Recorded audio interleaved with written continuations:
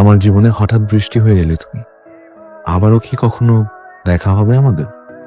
এসব তোমাদের সবার team leader. Hello everyone, head office তোমাকে নিয়ে অনেক প্রশংসা করছে।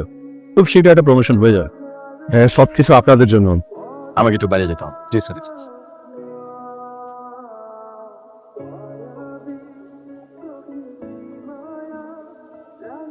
বলো, আর কোথায় খুঁজি তোমায়? 3 বছর কিন্তু আমাদের অনেক ঘোরাইছিস, আমাদের ইচ্ছাটা পূরণ কর। সেই বয়সে যেন আমরা নাতি নাতকুন নিয়ে জীবনটা কাটিয়ে দিতে পারি। আমি আগামী বৃহস্পতিবার অফিস শেষ করে বাসে উঠতেছি। শুক্রবার দিন তোমরা যা প্ল্যান করার করো, আমি আসি। ও বিয়েতে রাজি হয়েছে।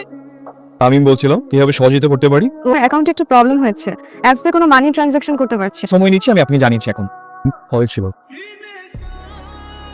সময় নেওয়ার জন্য আন্তরিকভাবে দুঃখিত। ম্যাডাম, আপনার অ্যাকাউন্ট নাম্বারটা বলবেন? ও মাই গড, সরি, এনি প্রবলেম? ও মাই গড, কেন কোনো প্রবলেম হয়েছে? সরি, ডেট অফ বার্থ বলে একটু আমাদেরকে সহযোগিতা করবেন কি? জি, 09 1999। ম্যাডাম, আপনার অ্যাকাউন্টে আসলে অনেক বড় একটা প্রবলেম হয়েছে।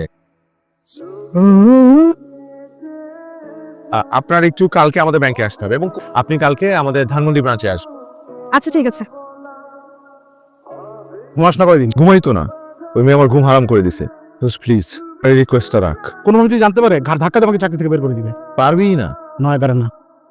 তো ঘড়ির অনেক শখ, এর বিনিময়ে তোকে ওই সাদা ঘড়িটা কিনে দিব। না, তোকে কিনে দেওয়াটা ঠিক হবে না। অবশ্যই ঠিক হবে, আমার বস, সবাই আমি কোরবান করে দিলাম।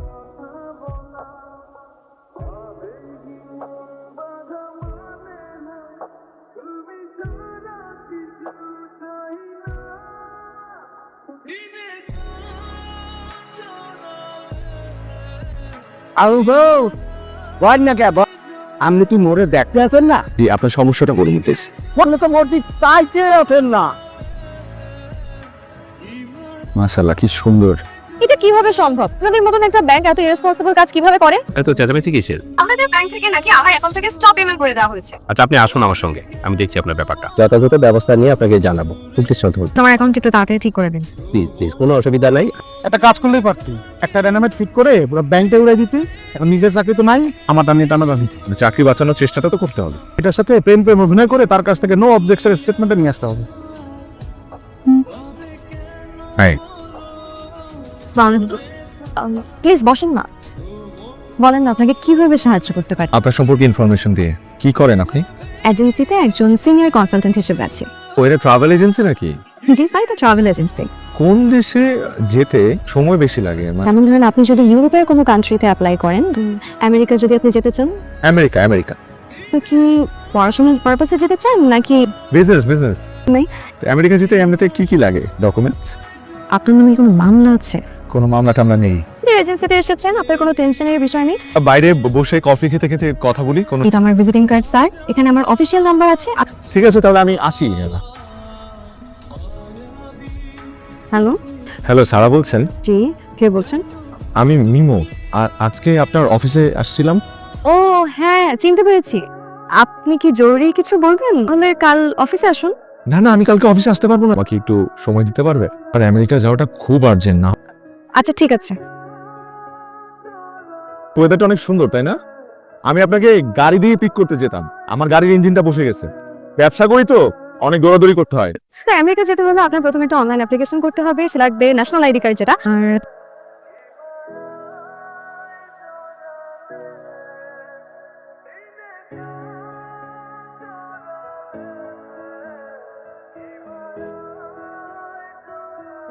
যা, আসেন।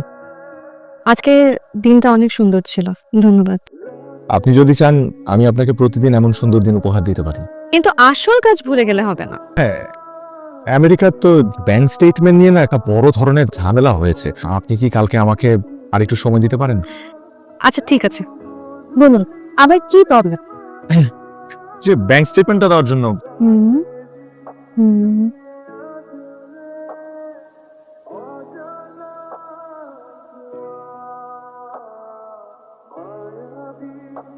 আজ বন্ধু মনে হয় বৃষ্টির সাথে আমার একটা অদ্ভুত সম্পর্ক আছে। মন খুব ভালো থাকলে বৃষ্টি পড়ে, আবার যখন প্রেম বোধ হয় তখন বৃষ্টির আনাগোনা দেখা যায়।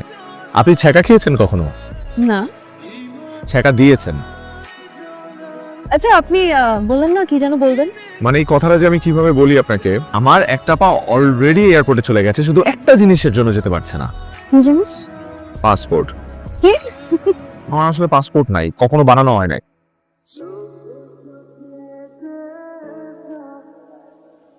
আজকে সাদা পরে আসতে বললেন যে? কখনো সাদা পড়তে দেখিনি তো। আপনি তো সব ডকুমেন্ট রেডি না, এখনো অ্যাপ্লাই করেননি? করেছি তো।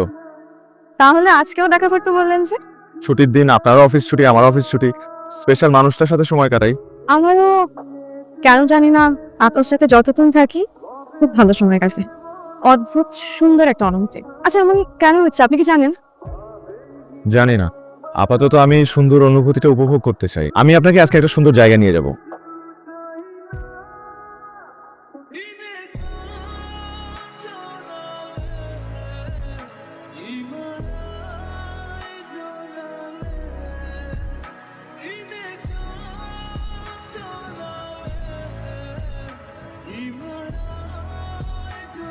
আজকে কি বার?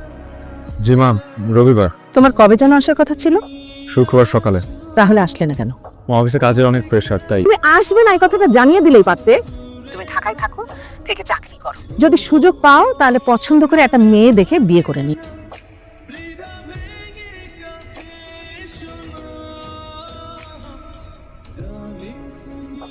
আমি না সত্যি অনেক খুশি হয়েছি, আমাকে কেউ কখনো এত স্পেশাল ফিল করায়নি। আমি আসলে আপনাকে কিছু কথা বলতে চাই। আমি জানি আপনি আমাকে কি বলবেন। আমি একটা অন্যায় করেছি, যে কাজটা আমার করা একদম ঠিক হয়নি। আমি আপনাকে ভালোবাসেন? হ্যাঁ মা। আপনি জানলেন কিভাবে? চোখ দেখলে বুঝছে। আমি আপনার কাছে আরেকটা জিনিস চাই। সেদিন ফ্লাইওভারের নিচে বৃষ্টিতে আটকে পড়ে আপনি যখন আমার পাশে এসে দাঁড়ালেন, বৃষ্টির পানি মুছতে মুছতে মাথা থেকে যখন হেলমেটটা খুললেন, তখনই সব ঝামেলা পেকে গেল। আপনার মায়া ভরা চোখ, আমি এসব কিছুতে আটকে গেলাম। কিন্তু তুমি ঝামেলাটা কোথায়? ঝামেলা তো এরপরে লেগে গেল। ওই দিনের পর আমি আপনাকে অনেক জায়গায় খুঁজেছি। এরপর হুট করে আপনি আমার ব্যাংকের হেল্প সেন্টারে ফোন দিলেন। আমি আপনার কাছে একটা কথা লুকিয়েছি, আমি কোনো বিজনেসম্যান না, আমি একটা কল সেন্টারের টিম লিডার। দিন কলে আপনার ডিটেল নেওয়ার পর যখন দেখতে পেলাম মানুষটা সত্যিই আপনি, সেই থেকেই আমার ওই মাথায় ভূত চেপে বসলো। কারণ ইচ্ছে করেই আমি আপনার অ্যাকাউন্টে নো স্টপ পেমেন্ট করে দিই, আপনাকে আমার ব্রাঞ্চে নিয়ে আসলাম। এখন আপনিই পারেন আমাকে বাঁচাতে। প্লিজ আপনি আমাকে ভুল বুঝবেন না। আমি পরিস্থিতির শিকার হয়ে একটা মাত্র স্টেটমেন্ট, নো অবজেকশন স্টেটমেন্ট, আমাকে আমার চাকরিটা বাঁচাতে সাহায্য করতে পারেন। তার মানে আপনি এতদিন আমার সাথে মিথ্যে অভিনয় করেছেন শুধুমাত্র একটা স্টেটমেন্টের জন্য? আরো কিছু বলার আছে আপনার? নিজের উপর ঘৃণা হচ্ছে। আচ্ছা দেখে আমি সত্যি সত্যি ভেবে ফেলেছিলাম যে আপনি আমার, আমি সত্যি তোমাকে আমি আপনার এই চেহারাটা আর কোনোদিন আমার সামনে দেখতে চাই না।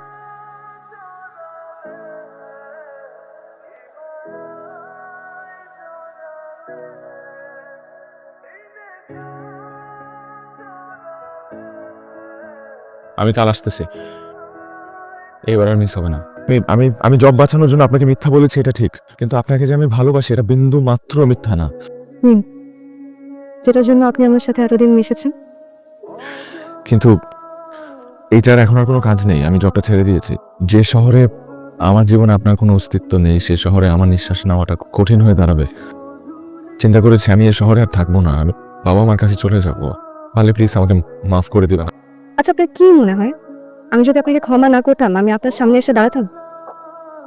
আর আমাদের বিষয়টা, সেটার কি কোনো সমাধান হবে না? না। I am sorry.